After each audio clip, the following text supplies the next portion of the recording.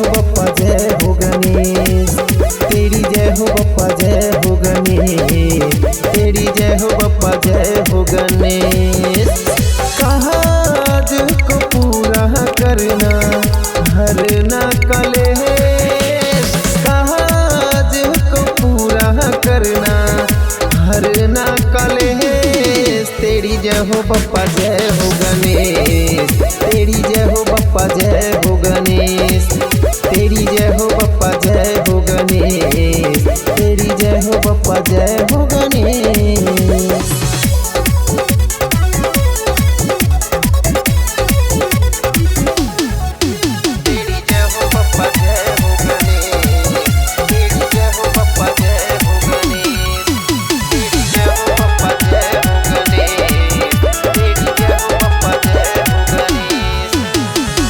गौरी के लाहा लाहा हो तुम दुलाहरा, शिव शंभु के वरदान हो, उसके सवारी करते हो देवा, पूरे जगत में महान हो, पूरे जगत में महान हो।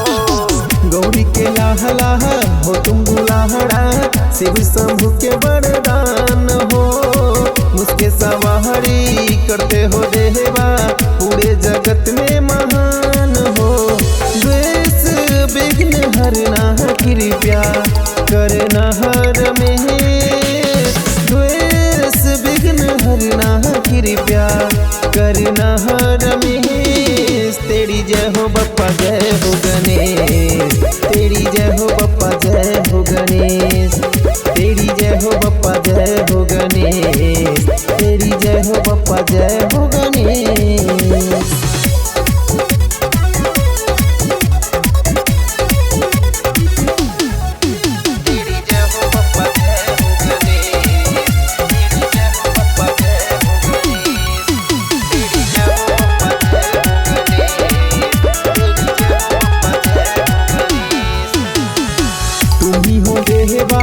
चढ़ता मेहवा प्रथम पूज संसार हो, रिद्धि सीधी लेके आना प्रभु जी हमारी दुआर हो, प्रभु जी हमारी दुआर हो।